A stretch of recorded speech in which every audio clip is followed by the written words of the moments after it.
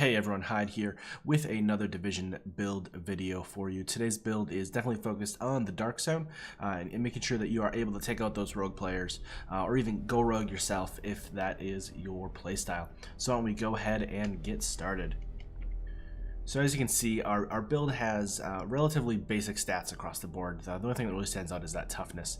So we have 254,000 DPS for our main weapon, the Pecan, and I'll go into a little bit more detail about why we chose that in a little bit.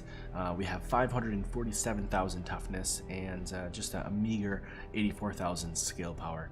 But don't be fooled by that DPS number. It's actually a lot higher than what it appears to be, and I'm going to show you how we can get that to basically 340,000 DPS instead without making any changes to this build whatsoever.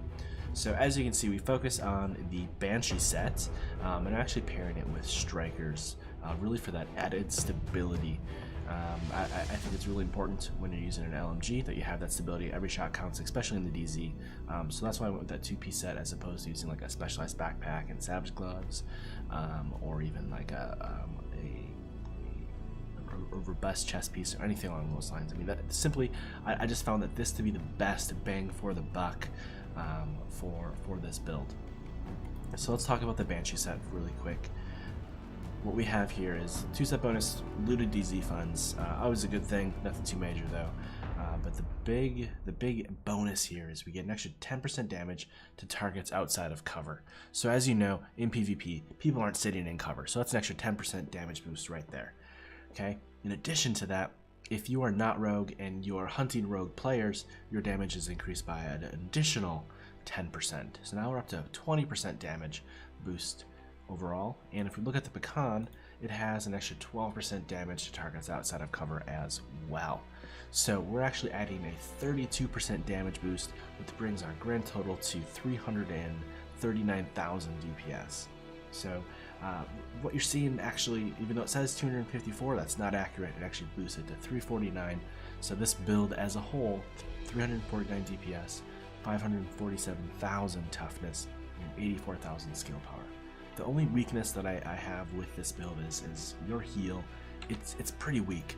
So if we look at the overheal here, it only heals you for a meager 89,000, which really isn't a lot in the grand scheme of things. It's basically 1 bar. That's it.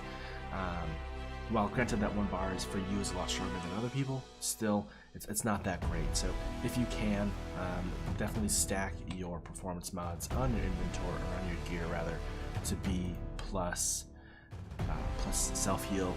As you can see, I have a pulse duration one and then a self-heal in this one, which the 6% isn't that great. Gotta get a better one. And I'll just kind of increase that a little bit. You want to get that maybe to like 100k, something along those lines. But overall, this build does fantastic. Just know that you're going to run into some issues with this build if you're trying to use other types of weapons. I rolled Brutal in the last slot to get that extra headshot damage, so even my damage can go up to like 400k if I really wanted it to, if I'm getting all headshots for everything. Destructive is great as well. That adds an extra 3% damage boost, and then we also have the Swift for the additional reload. So overall, this is a great build. If you guys have any questions on it, feel free to let me know in the comments below. Thanks, and happy hunting.